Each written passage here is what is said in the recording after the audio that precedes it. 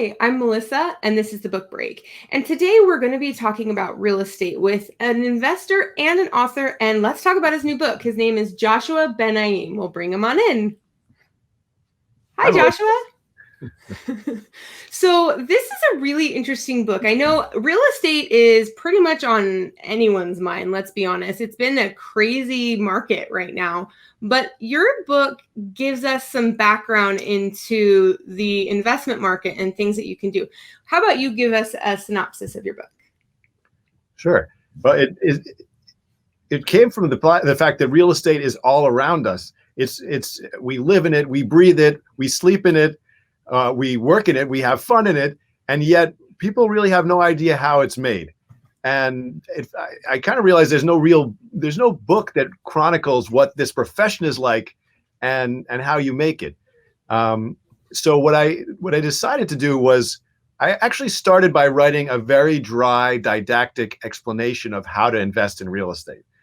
And I was quickly advised to stick with some of the storytelling and the fun and the interesting anecdotes and the personal explanations of why and how I invest and develop real estate were much more interesting than kind of a academic, more like a textbook. So I started over, and I've written it in 4 parts. The first part is more of a novelistic story of how I fell in love with the real estate business, with a lot of stories and really crazy characters that I've met along the way. The second part has some of how to invest in real estate and some strategies and ideas of how to invest in real estate, as well as how to do it with moral fiber that's often lacking in our field or in most fields. The third part is the art of real estate development, and how do you take a piece of land and a dream and turn it into a building. And then the fourth part was written most recently after and during COVID, and with some reflections on really what the future of real estate may look like in light of technological changes. Yeah. And I think that's really interesting that we're just barely out of 2020, it feels like anyways. And so we've got some newer information in there. So if somebody was interested in real estate investing, what are some pieces of advice that you would give them?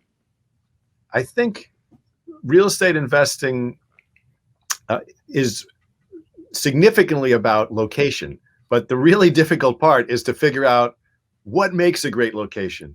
And for me, I'd spend days and hours walking the block, walking the neighborhood, and trying to understand what are the drivers, what are the catalysts that are going to make it improve. Because you have to do what Wayne Gretzky said, you don't skate to where the puck is. You have to skate to where the puck is going to be. And with real estate, it's always changing. So if you invest in something that ends up being obsolete, let's say you invested in the Erie Canal, if you remember American history, if you invested in the Erie Canal, when they invented the railroad, you're out of luck. So, at various times, if you invested in a factory in America 20 or 30 years ago, you're probably out of luck because that factory was not churning out goods the way it had been. But if you had invested in a really cool neighborhood that's up and coming, where you'd see a bunch of creative artists, interesting characters would move in, let's say, with their pets, and you'd start to see animation in the neighborhood, and you'd start to see some restaurants, and you'd start to see something emerging, you'd be probably in much better shape 10 or 20 years later. So that would be my foremost suggestion. Thank you. That is great advice. And, something when I was reading your book that I found really interesting was your path to being in real estate, because you were previously an opera singer, right? Yes. Tell us a little bit about that. Everything else. I tried everything else, and then that's what stuck. But yes, I spent a bunch of time, especially in my 20s, singing opera. And I came to real estate through an unorthodox path. I mean, I had done a bunch of finance also coming out of school. But I also was passionate about opera and performance.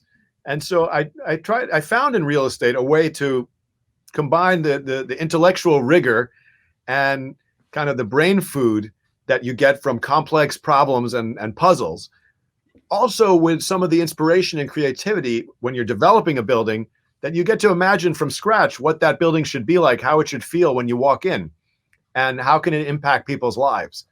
And that's how I brought some of these two strands in my life together. Yeah. And I loved hearing or reading about your grandfather and his path and how he taught you many things. Tell us about your grandfather for those that haven't read it yet. My grandfather was an unbelievable gift and impact on my life. He was kind of my best friend, in some funny ways. And he came to the United States by ship. It took him 113 days to get here. And in the meantime, they were dodging Japanese destroyers in the Pacific. And he made it, and he landed in San Pedro, California, and then took the train across the country to meet his brother. And he was supposed to meet his brother's wife. And in a very romantic notion, he was going to chauffeur them to Niagara Falls for their honeymoon. It was a different concept. It was a very old-fashioned concept of family and family being incredibly close.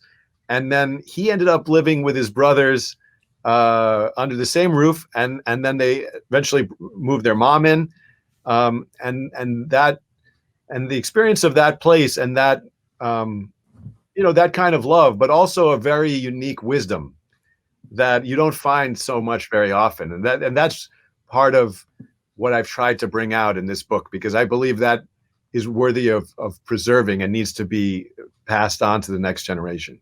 Yeah. And I think the concepts that you talk about in your book of taking something and putting it back together and making it beautiful again, or as you build, providing beauty. I was thinking about this when I was reading the part of your book where you talk about, even if you don't have a huge space, if you bring beauty into it, and you can bring beauty in different ways. It doesn't necessarily mean you have to use the top most expensive product, but you can bring it in other ways. Talk about that. Sure. I mean, I'm looking at your screen here with books. You're surrounded by books, and to me, that's a beautiful way to live your life. It reminds me, in one of the projects that we did, we had one line of apartments that I was struggling to find the way to make it beautiful and special, because it was kind of looking out on this other building, and it was sort of right up against another building. And how can we do something special with this place?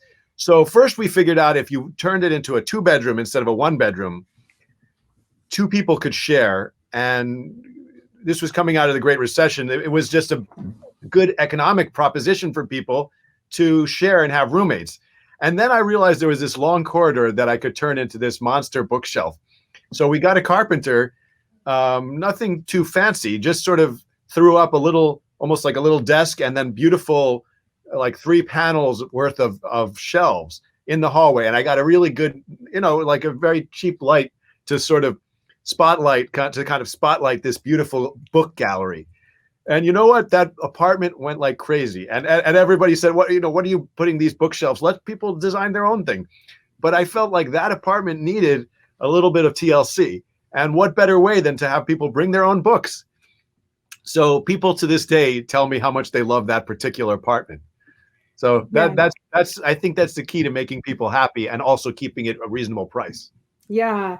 And I totally understand that concept, because I actually live in a planned community in my area, and our homes are not massive and our rooms are not massive, but I love this neighborhood. I love the energy here and the people here and the amenities. So I'd rather live in a smaller home and have more amenities and just a beautiful neighborhood to live in. So that totally makes sense to me. I think it's, the space, it's, people don't live in square feet. We build, most of us build, and you have engineers, we have architects, we have all sorts of, we're working in feet and inches, but that's not how people live. People live in a space, and they live in a community, and they live in a neighborhood. And if your experience of life is determined, I think, less by the exact square foot, if it's designed right and designed beautifully, than by where you are and who you're with. And that's part of our job, is to bring that out and give people the chance to walk over to a neighbor or kind of have a drink together.